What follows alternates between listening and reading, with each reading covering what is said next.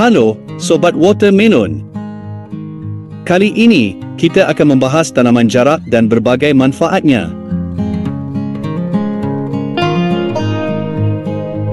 Jarak merah yang dikenal dengan nama ilmiahnya Jatropha gossypifolia, L.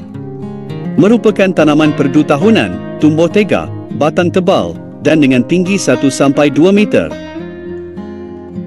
Jarak merah terkadang juga dijadikan sebagai tanaman hias dan tumbuh pada tumpukan tanah basah di sekitar anak sungai. Jarak merah dapat beradaptasi dengan musim yang beriklim basah maupun kering, serta dapat tumbuh di padang rumput, hutan ataupun di tepi jalan.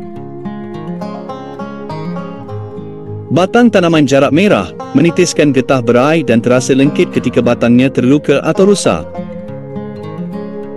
Tanaman ini dapat tumbuh hingga batangnya mencapai lebar sekitar 15 cm. Daun jarak merah adalah tunggal, berbentuk bulat telur sungsang hingga bulat. Daun pada ujung batang terbagi sebanyak 3 lembar. Panjang tangkai daun berukuran 7-22 cm dengan lebar 6-20 cm. Daun muda tanaman jarak merah berwarna keunguan, sedangkan daun tua berwarna ungu kecoklatan. Bunga tanaman ini berukuran kecil, berbentuk corong dan muncul pada ujung batang berwarna keunguan. Buah jarak merah berkendaga 3, berbentuk bulat telur, berwarna hijau saat masih muda dan akan berubah warna menjadi hitam ketika sudah matang. Buah jarak merah berkulit tipis, dengan diameter buah bisa mencapai 2 hingga 14 cm.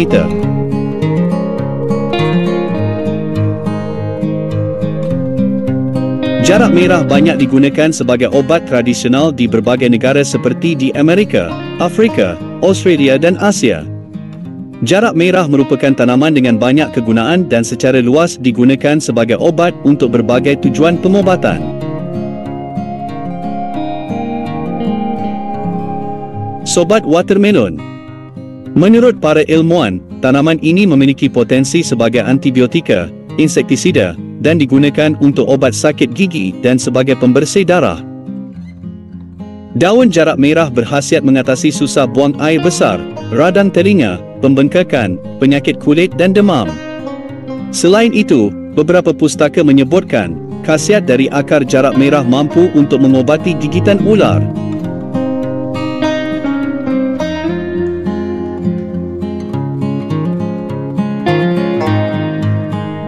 Biji tanaman ini berbentuk oval dan lonjong, berwarna coklat kehitaman dan mengandung minyak.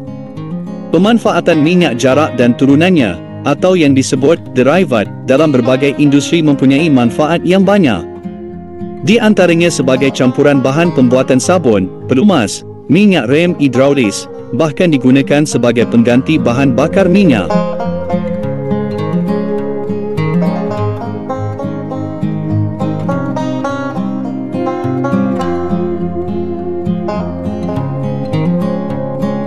Jarak merah juga digunakan campuran produksi cat, pewarna, tinta, semai dan nilon. Tanaman ini juga digunakan untuk pembuatan obat-obatan serta parfum. Sedangkan produk sampingannya berupa racun yang disebut ricin dari hasil proses pengolahan minyak jarak. Oleh kerana itu, sebaiknya dihindari penggunaan jarak merah untuk dikonsumsi secara langsung, kerana dikhawatirkan adanya kandungan racun yang terdapat dalam tanaman ini. Pemanfaatan tanaman jarak harus lebih memperhatikan segi keamanannya dan dilakukan dengan pengolahan yang tepat. Dari laman Wikipedia, konon pada era Perang Dunia Kedua, minyak jarak memiliki sejarah kelam dalam bidang politik. Kerana pada saat itu, minyak jarak digunakan oleh rezim fasis Italia yang dipimpin oleh diktator Benito Mussolini untuk menyiksa penentang-penentangnya. Demikian Sobat Watermelon, semoga bermanfaat dan sampai jumpa di konten berikutnya.